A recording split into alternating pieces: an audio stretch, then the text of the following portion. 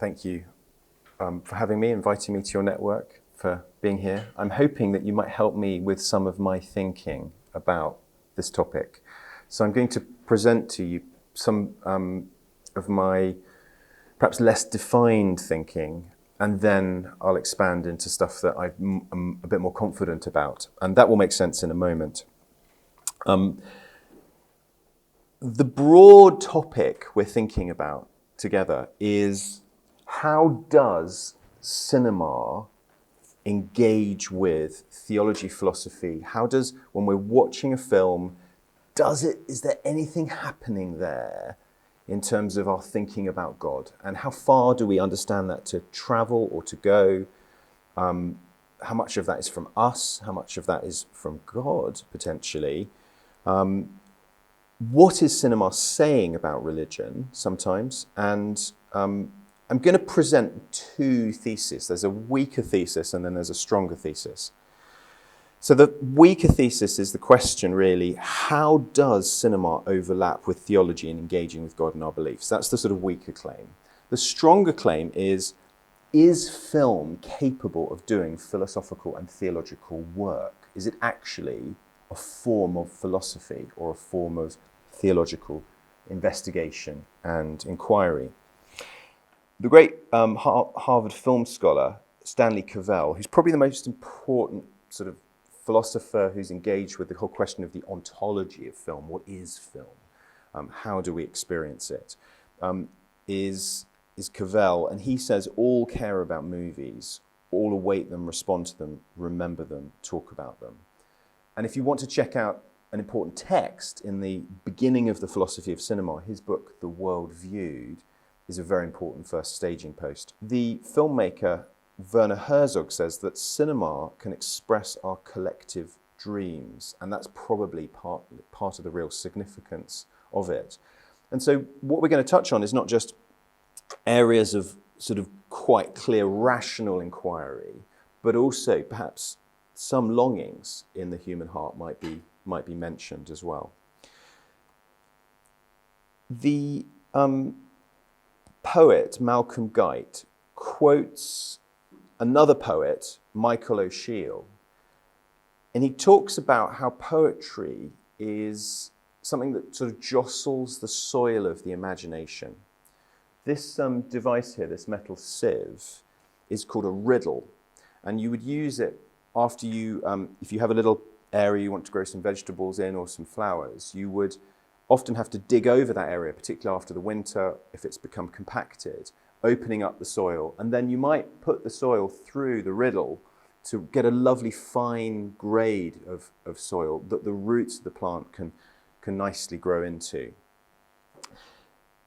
Is film functioning in a similar sort of way to poetry, and particularly poetic types of film, of which Malick might be a good example? Does it jostle the soil of our imaginations, and what happens in that mixture too? So let's come back to these thesis statements.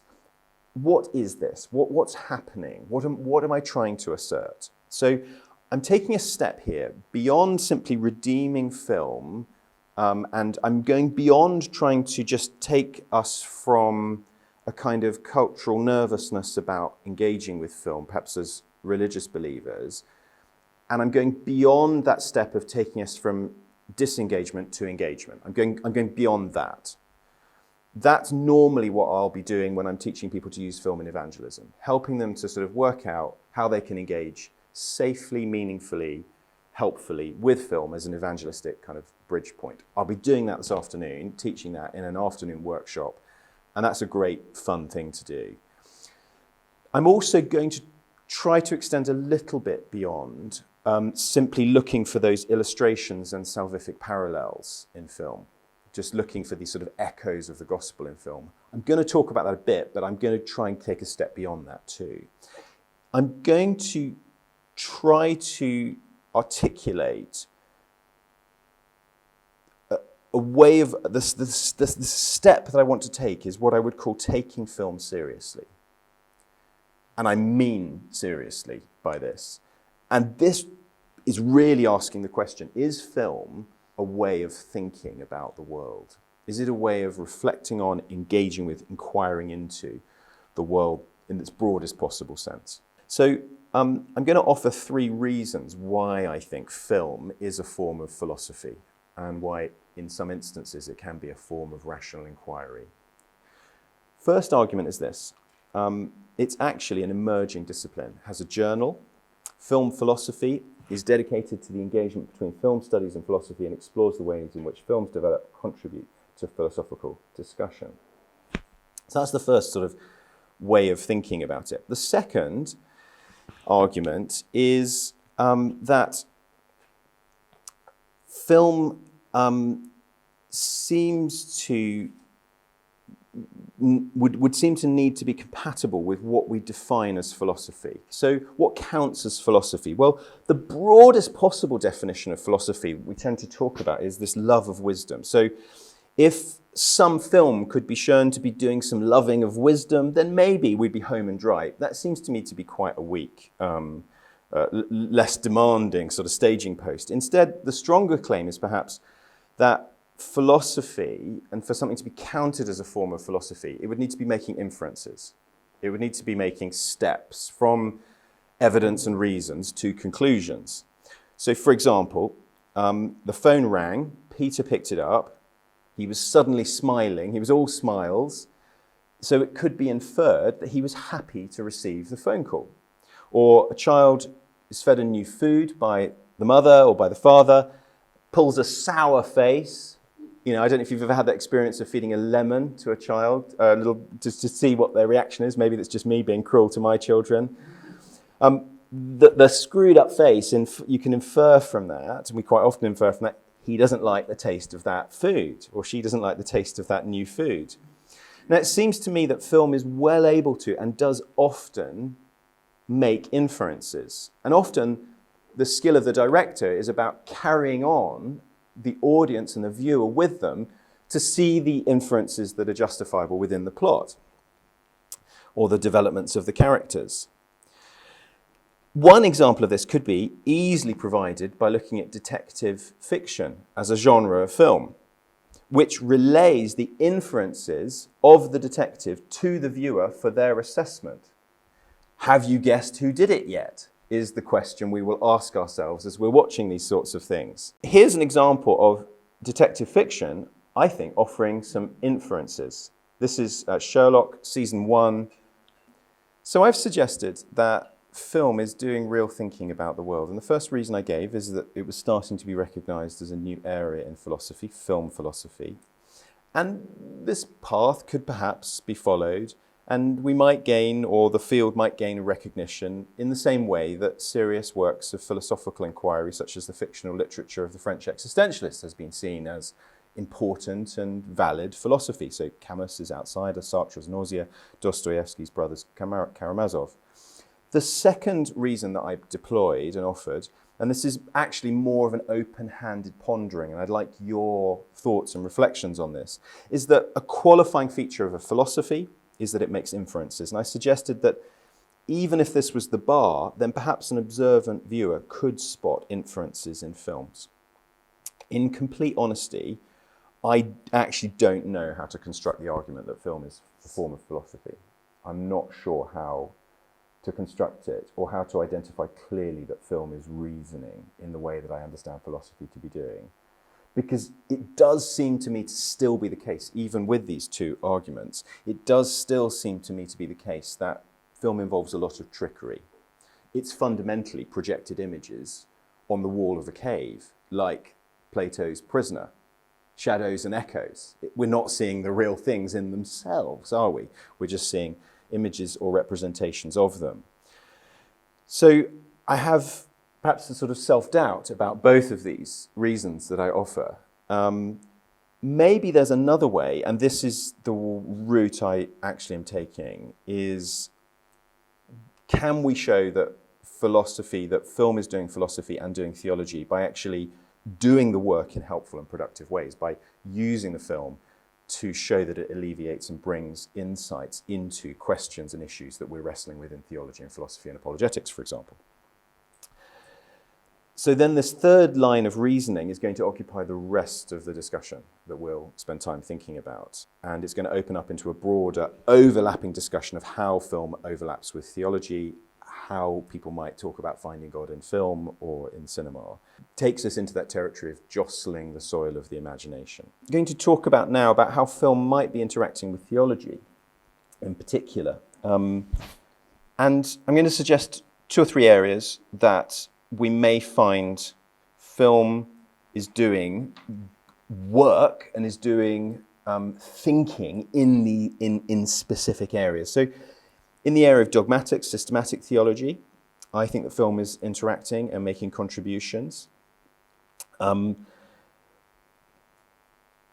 the area of ethics, clearly film is weighing up in many different situations, is weighing up the ethical dilemmas that various different characters have to decide what to do about. Then, in the area of prophetic theology, there may be connections with forms of science fiction which are looking at a future world and are asking what's coming next with technology and that side of the discussion. I'll give a few examples of these in a moment through looking at film. And then, in terms of reflective and invitational theology, we may find that film is also almost creating, like you were saying, about meaning in the viewer. We may also find that that sort of theological experience of the viewer is being stirred up or caused or brought about by what they're watching and by the film. And it can be done so quite deliberately. And I would argue that Terrence Malick is an example of somebody who's deliberately trying to do that kind of thing with the use of narrative voiceover and the use of montage and the camera shots which look up the trees into the sky at the light beyond the physical landscapes. I'm going to go through 4 areas now where I think we could see film doing work in theology and in philosophy, and where we may find some connections. First area is this area of questioning and asking, speculating and inquiring. The German philosopher Wittgenstein talks about the idea of worldview, or the underlying scaffolding under our beliefs, under our philosophy, under the way we think about the world. And I'm now going to show you about 4 or 5 films, which I think are getting you to question, getting the viewer to question this unseen underlying layer. And hopefully in doing so, you might agree with me that there's at least an engagement with our theology and with our philosophy occurring. And you might even go so far as to say, actually, it's raising questions as well as proposing some answers in what it's doing. So here are then 5 different interrogations of ideas, philosophies, theologies that we've just looked at. Eat, Pray, Love is getting at questioning religion, conventional religion. Avatar is questioning spirituality. Alfie seems to be doing some work on hedonism. Collateral is doing some work on atheism, naturalism. And The Thin Red Line is looking, perhaps, is saying something about monism, I think critiquing it. You've also got within the handout a description within the genres, a genre study of different ways that film asks questions. So I think detective fiction is often asking questions about, can we know the truth? Can we get to the facts? Can we overcome human attempts to obscure and to hide it? I think that moral thrillers and ethical reasoning is often there in another genre, the kind of House kind of type of thing, or Dexter, or Juno, Atonement, The Watchmen, Dark Knight, even Toy Story 2, I think it's in there. No Country for Old Men, The Island, where people are cloned. The third type, I would say, within genre is how you can keep love, how you can hang on to love. Can you guess which genre this is from? Which genre of film? Romantic comedies, of course. Yeah, excellent. And then films that deal with human nature. And actually, it's very hard to find a film that doesn't in some way say something, describe something of human nature. Why do human beings do things that are wrong? What explains murder or evil in the human soul? We seem fascinated by making films about serial killers, trying to understand, trying to make sense of what it is that's driving them.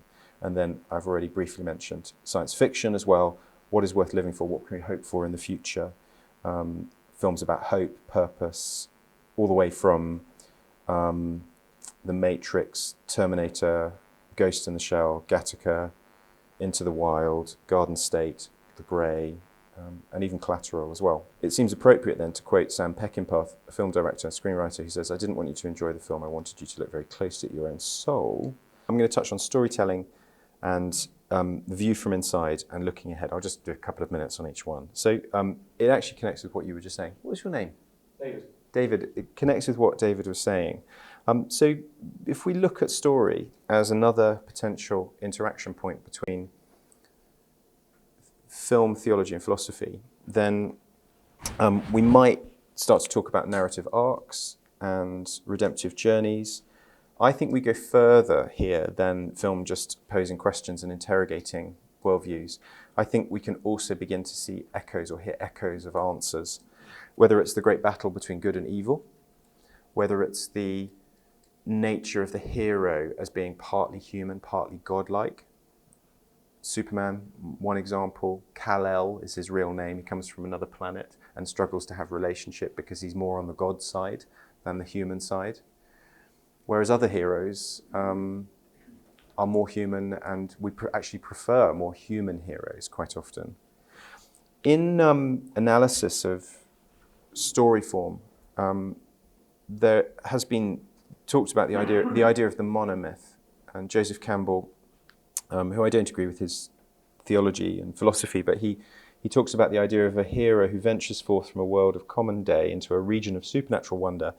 Fabulous forces are there encountered and a decisive victory is won, and the hero then comes back from that mysterious adventure with the power to bestow boons on fellow man. This has been sort of slightly updated in the light of the new Hollywood by Jewett and Lawrence, and they talk about the American monomyth, where a community in a harmonious paradise are threatened by an evil, either internal or external, and the normal institutions can't really deal with it. So a selfless superhero emerges, renounce temptations, or in the modern update, work through an identity struggle within themselves, and then carry out their task, often aided by fate.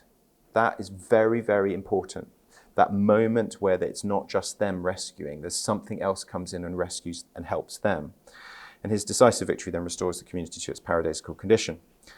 Superhero then sort of fades into the background. So people like Godawa, Brian Godawa, who's a screenwriter, screenwrote the film To End All Wars. He says things like this, like, movie storytelling is about redemption, recovering something we've lost, finding something we need. Movies may be about story, but these stories are actually about, centrally, crucially, primarily, mostly about redemption. I think we could point to lots of different films where we see redemptive action, where we see Katniss in the Hunger Games stepping in place of her younger sister, in her place, giving her life, sacrificing herself to go in the arena and to fight to survive. I think we see symbolic echoes all the way through The Revenant of the Gospel. If you've not seen The Revenant, a little bit of a spoiler, but here we go. The main character, played by Leonardo DiCaprio, crawling through the whole film towards his eventual Oscar. He's attacked by a bear, left for dead. Then his son is killed, and he's buried in a kind of grave in the woods. Then some people come to finish him off in an act of revenge. He escapes from them, leaving his dead son, and all he has is hate and revenge in his heart at that point. He goes into the water, into a river to escape, and he's pretty much dead. He clings to a stick, a log, a bit of wood in the water. If you know theology and you know symbology, this is thick. So he's in the water, clinging to the stick. The stick takes him across the water to the other side, where he meets an unknown stranger who puts him in a dark tent for 3 days. He comes out of that dark tent somewhat restored, and then a miracle of a horse dying sort of somehow escapes him out of the jaws of people pursuing him. He then survives by sitting in the warm body of the horse, which then gives him life overnight, and he then escapes. And then eventually he has to decide whether he renounces revenge or not. I mean, very, very strong religious symbolism in the movie, and echoing, I think, of the gospel, which is not totally surprising, given Alexandro González Iñárritu and his Catholic background. I think that, just going back to that thing in the monomyth of fate aiding the hero, I think there's a connection point with Tolkien and the use of eucatastrophe. In Lord of the Rings, we see him very clearly putting religious elements into the story. This is an extract from letter 142, where he confesses that he's done this. Unconsciously at first, so this is back to our conversation about the film director, the filmmaker, or the screenwriter, scriptwriter, or even the story writer puts things into the thing that are unconscious, and then later in the revision, and I'm sure that's the case later on. I do think Peter Jackson's version of The Lord of the Rings somewhat reduces and thins out some of the layers that Tolkien adds to it. But for Tolkien, this turnaround moment where Frodo goes to take the ring and Gollum grabs the ring instead, neither one of them are going to throw the ring into Mount Doom, which is what they both ought to do. Somehow in the tussle, the ring falls, it's destroyed, and neither one of them at that moment intended it. They're heroes, but or at least Bilbo's a hero, but it's not as a result of what he's done. Something else has come in and rescued him. And Tolkien talks about this idea of the eucatastrophe, the unexpected calamity, the good calamity. And he talks about linking this to Christ, and I think there's echoes thick and fast in stories with those fateful turnaround moments where the hero's done everything they can, they can't do anything more, and something comes in and rescues them. Now for Tolkien in Lord of the Rings, that's the being Ilúvatar. And also in his faith, it's God sending Jesus and the resurrection. I mentioned briefly two other categories, 30 seconds on each of these. I'm not a big fan of Christian movies, sorry if you've invested in them. I think that they can, however, show us a view from inside the faith, and it can be a bit like inviting somebody to read the Bible with you, and they see by its applications to life and transformations that it can have an effect and it can engage with our lives. So I do think there's a value in some Christian film. The Case for Christ is my favourite Christian film in that genre, but I think the rest are a bit straw-man-y. Then the final category I wanted to mention was the way that science fiction could function in terms of looking into the future and describing what would happen in the future. And I think there are all sorts of conversations we can have about theology there. One example of this would be transcendence, and its taking up of the theme of transhumanism, for example, the idea of unrestricted progress. And I would probably bring that to land somewhere like 1 Peter 1, where we're told that we actually have a living hope in Christ and we don't need to put our trust in technology. Thank you for having me in your network. Hope you make use of all those resources in the handout. Thank you for your critiques, questions, and comments. It's been great to be with you.